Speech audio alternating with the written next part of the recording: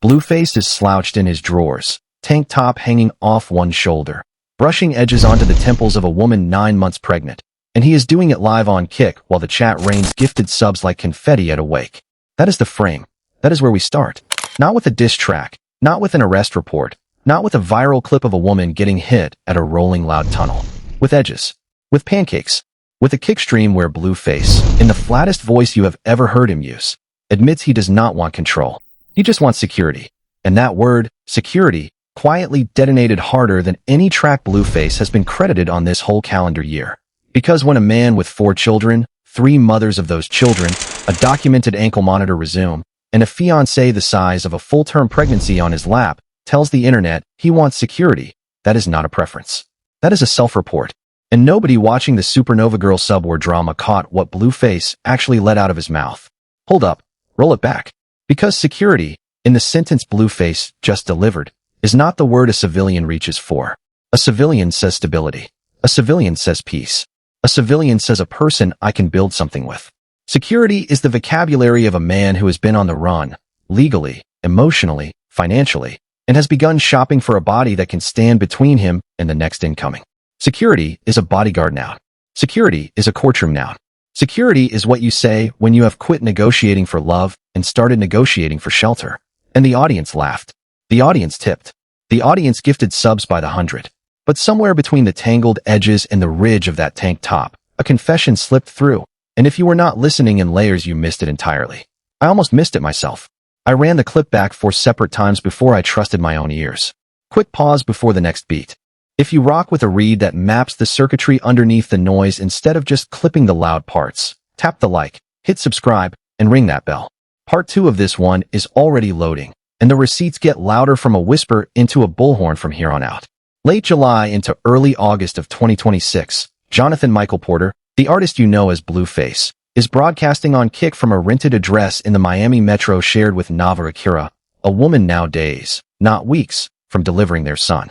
The child was originally announced as Solar Porter on a gender reveal stream on February 22nd of this year, and then quietly refiled as Jonathan Jamal Porter Jr. at a subsequent ultrasound visit weeks later. That same stream became a rolling monologue about Jaidyn Alexis, Blueface's older baby mother, allegedly locking him out of access to the 2 children they share while a 4th child prepared to enter the room. Now, run the frame again. Notice the geography first. Miami, not Los Angeles.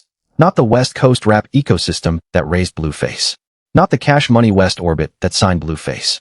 Not the streets that produced the Thoshiana era. Miami is a full continent away from Jaidyn's front porch, from Krazian's court calendar, from the LAPD file cabinets that cataloged Blueface last 5 years line by line. According to reporting compiled by Vibe around the release window, the move was framed as a fresh start. But a fresh start with a probation officer still in the frame does not operate the way movies pretend it operates. You cannot outrun paper. You can only make your paper harder to serve. Now notice the setting. This is a rented home, not a purchased estate, not a compound, not a fortress. It is a residence, the sort of address a streamer leases with monthly stream revenue and short-term brand deal residuals. That is not a knock. That is a data point. Because when Blueface tells you he wants security, and the roof over Blueface's head renews on a month-to-month lease, the word security starts to reveal what it is actually pointing at. Blueface is not building security. Blueface is borrowing it. From Nevaeh's presence. From the audience's tips.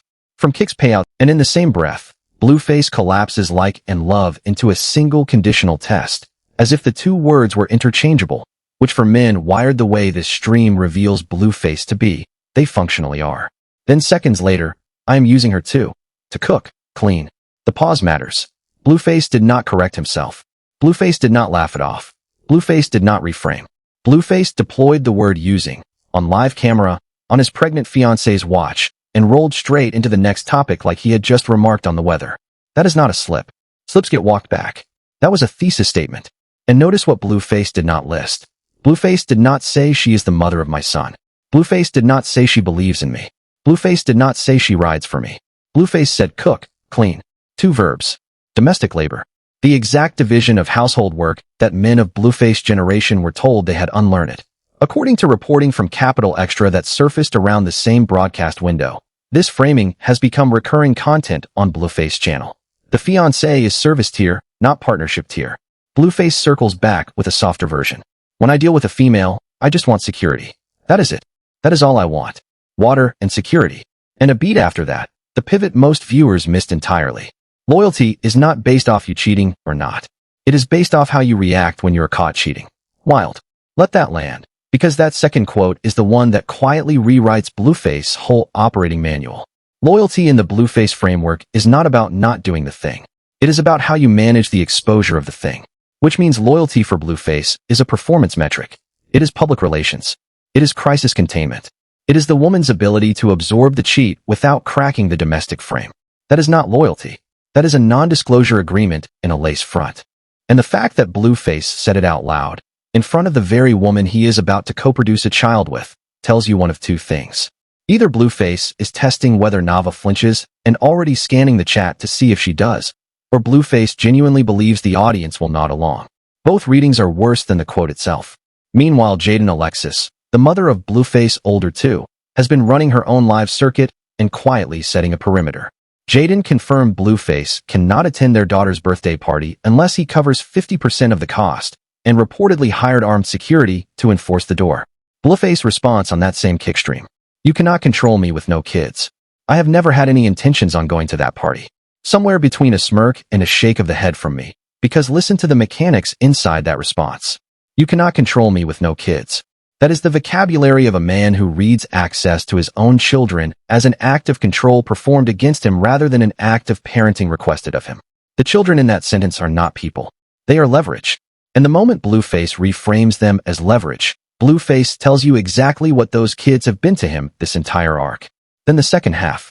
I have never had any intentions on going to that party. That is the retroactive shield. It is the classic move.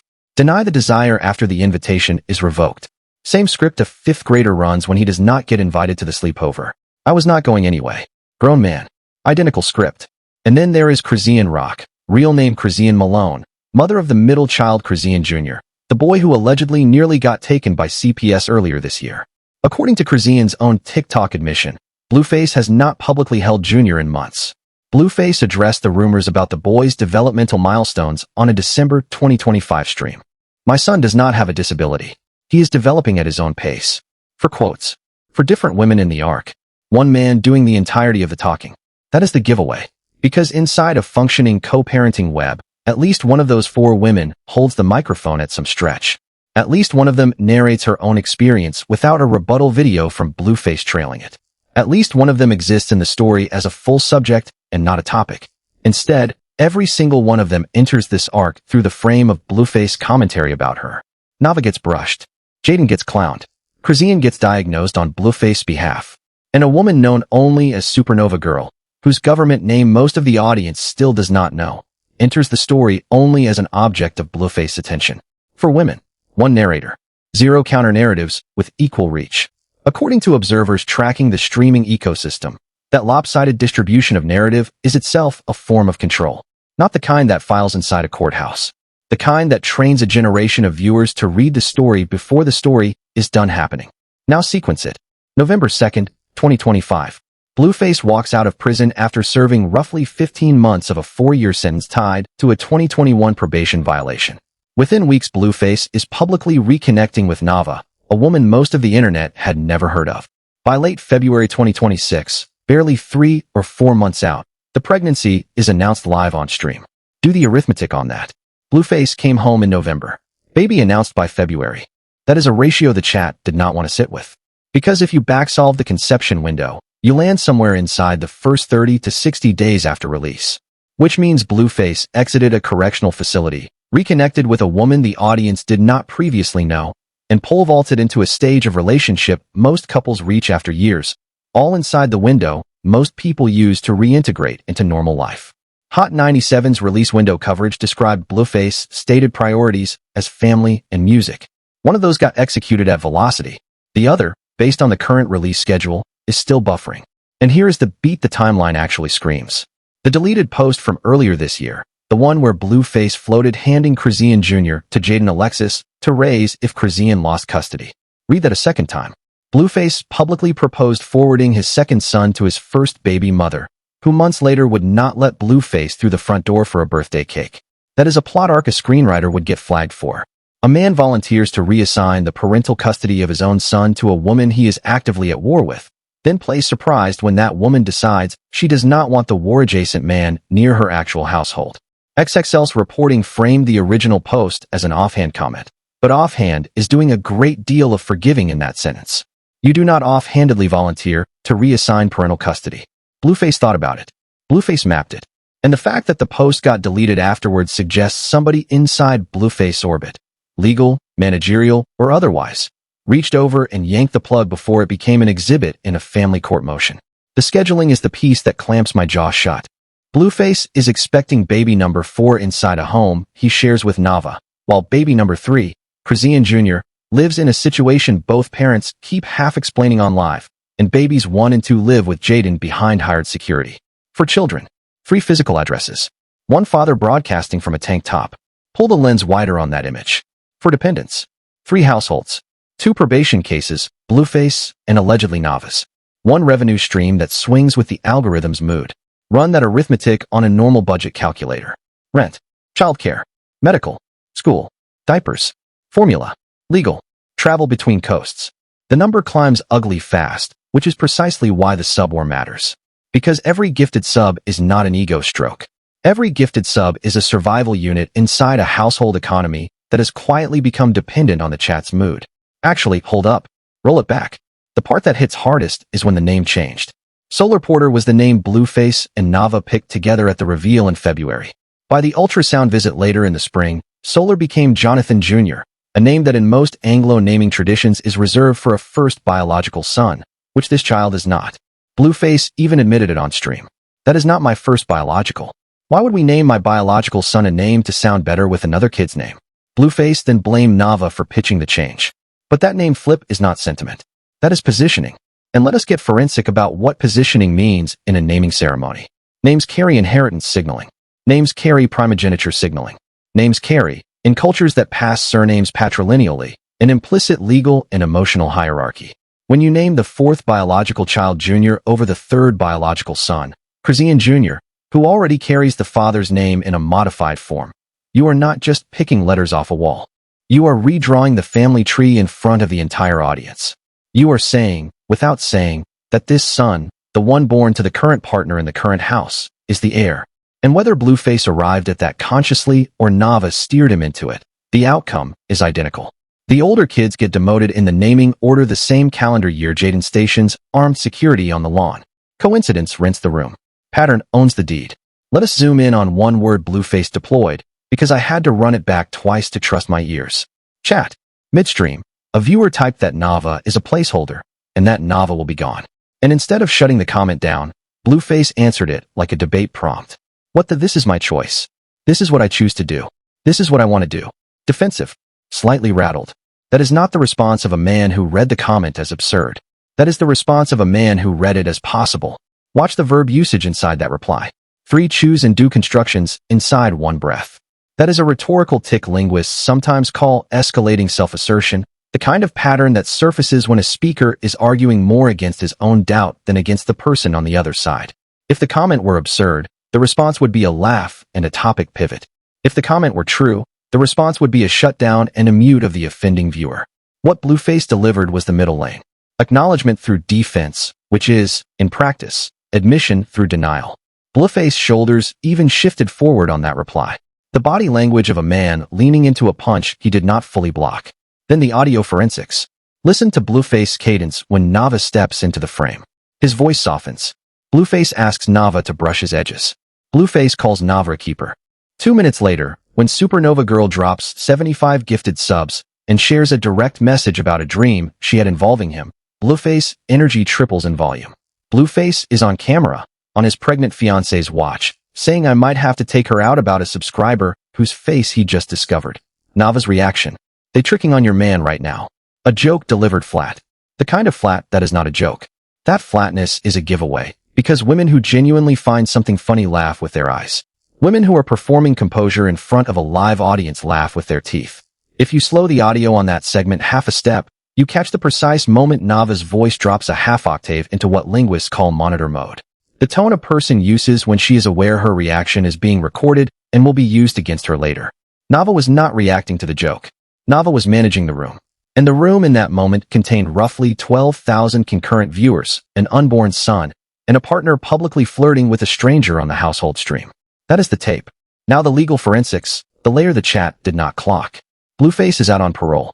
Blueface's release was not clean freedom. It came saddled with conditions.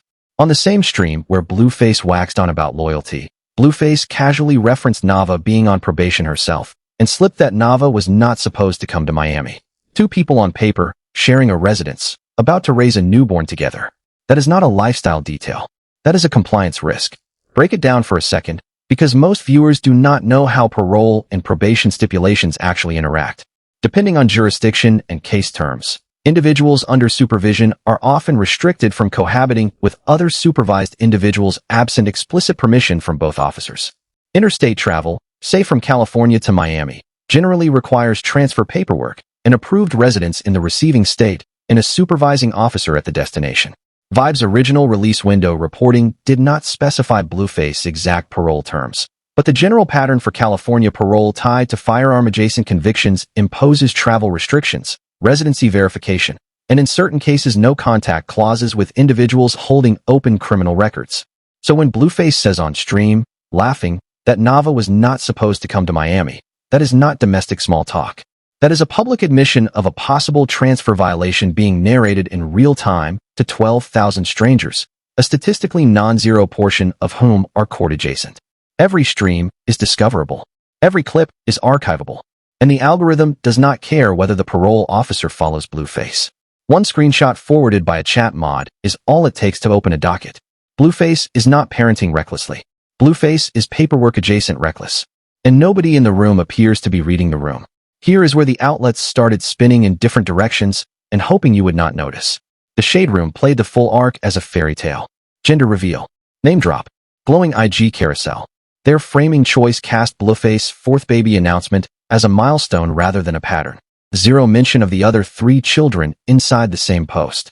Zero mention of the custody freeze. That framing is not random. The Shade Room's audience skews towards celebration content. Engagement wins over there when the comment section can hide emoji its way through a baby bump reveal. Every negative context added to the caption is a click-through lost. So the outlet does what the outlet has always done. Crop the frame down to the reveal balloon and let the wider household situation stay off camera. Editorial choice by omission. According to the timestamp on their original post, the story broke inside hours of the broadcast, which means the newsroom lacked the runway to fact-check the surrounding custody landscape even if the desk had wanted to. Speed is the incentive. Context is the collateral. XXL steered the opposite lane, leaning hard into the Krazian angle and the Blueface rumor about Jaidyn raising Krazian Jr., their framing cast Blueface as a reckless father shuffling children like a fantasy football roster. XXL's editorial incentive runs the reverse direction from the Shade Rooms. XXL is a hip-hop industry outlet with a longer institutional memory and an older reader demographic. That readership is not clicking for confetti. That readership is clicking for the ledger on the last decade of West Coast rap drama. And Blueface slots cleanly into a pre-existing narrative shelf marked young artist who got the money before the framework. So XXL leans into the reckless framing, which does its own kind of damage, because reckless flattens Blueface into a caricature and skips the parts of his behavior that require systemic analysis. Label economics, streaming platform incentives, mental health infrastructure, generational patterning. A 2-dimensional villain moves clicks. A 3-dimensional case study moves subscriptions. Guess which one moves faster on a Tuesday? Then you have hot new hip-hop, which has been quietly tracking the WAC 100 business layer of this arc. The contract math, where the label reportedly takes 50% while management scoops another 20 off the top. Their framing casts this as what a man with limited financial autonomy looks like when he is trying to build 4 separate families on stream revenue. The hot new hip-hop framing is the one nobody wants to pick up and run with, because it complicates the villain narrative. If Blueface is being financially engineered from above, 70% of gross allegedly leaving the top before his own hand touches the paper, then the tank top livestream is not the choice of a millionaire. It is the choice of a man being paid like a mid-tier salaried employee who has to generate content velocity to feed his dependents. That reframe does not excuse the on-camera behavior. It contextualizes it. And context, in the current media economy, is the least profitable content shape on the shelf. 3 outlets. 3 completely different Bluefaces. Read one, you leave with a caricature. Read all three, and the outline of an actual human starts to appear. Flawed, financially cornered, publicly performing, assembling a fourth family under conditions that would fold most people who have not lived Blueface last 5 years. Now the loudest counter-narrative, the fan camp read that has finally matured. Nevaeh is different. This is the one. Steelman the argument, because it deserves a fair hearing. Blueface did move away from the LA drama. Blueface is streaming daily instead of club hopping. Blueface has publicly renounced the on-camera physical fights that defined his last era. That is real progress. Give the counter-narrative even more room. Blueface has not been in a documented public physical altercation with a partner on camera in over a year. That is a floor, not a ceiling, but it is a floor Blueface's previous era did not have. Blueface has, per his own statements on stream, cut back the club circuit. Blueface's daily activity has migrated to content rather than confrontation. Blueface is less publicly antagonistic to Krazian, at least in the direct sense. And Nevaeh, whatever the audience projects onto her, is a grown woman who has publicly said in her own posts that she chose this life with open eyes. Adults get to make adult choices. And part of respecting an adult is respecting the choice, even when the outside observer thinks the choice is the wrong one. But now the dismantle. Progress that is built on she cooks, she cleans, she does not ask questions is not progress. It is a quieter iteration of the same operating system. Blueface did not change the software. Blueface changed the interface. And the interface, Nevaeh, is 9 months pregnant, on probation, sharing a home with a man who just told 12,000 strangers she is a placeholder if she puts something in her mouth. That was Blueface's line, not mine. Feel the temperature shift there. Because up to this section, we have been watching a domestic livestream. From this section forward, we are watching something else entirely. Now we are watching the negotiation phase of a relationship that has already priced in its own ending. When a man tells the internet the specific conditions under which the current partner will be replaced, before the current partner has even given birth, that man is not saying the quiet part loud. That man is publishing the terms and conditions. And the audience nodding along is functionally acting as witness to a contract Nevaeh may or may not have signed on the record. That is when the stream stops being domestic. That is when the stream becomes evidentiary. Everybody is pointing at Jaidyn as the villain of this arc. The bitter baby mother. The birthday party gatekeeper. The woman who hired armed security to keep Blueface out. Blueface even ran a live poll during the stream asking who the biggest character in the circus was, and the chat voted Jaidyn. That is the mainstream read. Now flip it. What if Jaidyn is the only adult in the story actually running defense for her kids? Because here is what the timeline tells you when you stop laughing at the subwar for a minute. Jaidyn waited. Jaidyn waited through the Cash Money West run. Jaidyn waited through the prison chaos. Jaidyn waited through the assault case. Jaidyn waited through the probation violation. Jaidyn waited through the 4-year sentence. Jaidyn waited through her own Columbia Records signing stall per Starlight PR. Jaidyn waited through Blueface release. And Jaidyn waited through the announcement that Blueface was pregnant with somebody else 90 days after walking out. Then Jaidyn pulled the drawbridge up. That is not bitterness. That is a spreadsheet. Let me stack that spreadsheet. 6 years of documented public tolerance. 1 assault case per court records reported at the time. Multiple publicized infidelities. A prison sentence that pulled the father off the field for over a year. A younger woman announced inside the first trimester after his return. A record deal Jaidyn landed under her own steam that hands her independent income for the first time in her adult career. And a birthday party for her own daughter cast in the coverage as the flashpoint. Plot those points on any decision matrix, and the drawbridge going up is not a mood swing. That is the correct move at the correct time by the woman who studied the material longest. The hired security. The 50% cost demand for the party. The refusal to let Blueface into the house on Blueface's own terms. That is a woman who watched a man behave with consistency for 6 years and decided to stop grading him on potential. You are calling that petty. Open a family law textbook. Open a threat assessment textbook while you are there. Because armed security at a child's birthday is not a fashion statement. It is a response to a perceived risk profile.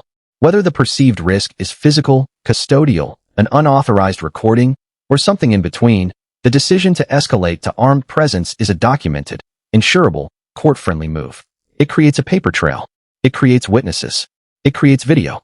In a future custody hearing, that paper trail becomes an evidentiary spine. Jaidyn is not performing. Jaidyn is assembling a case file. And here is the setup and the counter. The reason Blueface had to go on stream and frame Jaidyn as unstable is because if Jaidyn's read is the correct one, then Blueface's whole "I just want security" monologue reads differently. It stops sounding like vulnerability. It starts sounding like a man building a new domestic set with a new, younger, more compliant partner because the old set finally learned to say no. That is not romance. That is rebuild. The industry read. Nevaeh is not the next chapter of Blueface's life. Nevaeh is the reset button. And if the pattern holds, and I say if because I have been wrong on relationships before, Nevaeh is about to learn what Jaidyn and Chrisian both had to learn the hard way. That the security Blueface is offering is not structural. It is seasonal. Seasonal in the sense that it holds for as long as the subwar numbers hold up, the platform's algorithm stays favorable, the parole officer stays elsewhere, and the newborn stays photogenic. The moment any one of those variables shifts, the security narrative gets reissued to the next candidate. That is not a prediction. That is a pattern with 3 prior data points and a 4th in the loading dock. I do not say that with any joy. I say it with a shrug. Because there is a 4th child about to be born into this equation, and none of the 3 older children have a stable co-parenting arrangement yet. That is not a Jaidyn problem. That is not even a Chrisian problem anymore. That is a Blueface problem. And the fact that we are watching it unfold between gifted subs and pancake talk should be a little embarrassing to everyone involved, including us for tuning in, including me, including the 11,999 other people on that stream who did not close the tab either. We are collectively the audience that turned this into a viable business model. Every gifted sub is a vote. Every clip re-uploaded is a citation. Every reaction video, including this one, and I own that, extends the shelf life of a household situation 4 children have to grow up inside. There is no clean seat in this theater. There is only the seat you are in and the honest question of what you did with the ticket. Watch how the next chapter unfolds, because the beats are already loaded. The most likely path. Jonathan Jr. is born within days, possibly a week or 2. The stream numbers explode. Nevaeh gets a 2-week honeymoon of gifted subs and IG love. Then, once the newborn cycle hits its 3rd month and the sleep deprivation stops being cute, the same friction that broke Jaidyn and broke Chrisian starts showing up in the corners. A late night. A missed appointment. A screenshot from a supernova girl type in the DMs. Do not be shocked when the first Nevaeh unfollowed him headline lands before the winter closes. And when that headline lands, watch what the Shade Room does with it. Because the same outlet that framed the reveal as a fairy tale will pivot to framing the unfollow as a milestone. A self-love journey. A she chose her caption. A slideshow of Nevaeh's postpartum glow. Same editorial desk. Same photo album. Different verb. The narrative machinery never takes a position. The machinery rotates. The path that flips the table. Jaidyn Alexis quietly converts her Columbia deal into leverage. Jaidyn does not fight Blueface on live.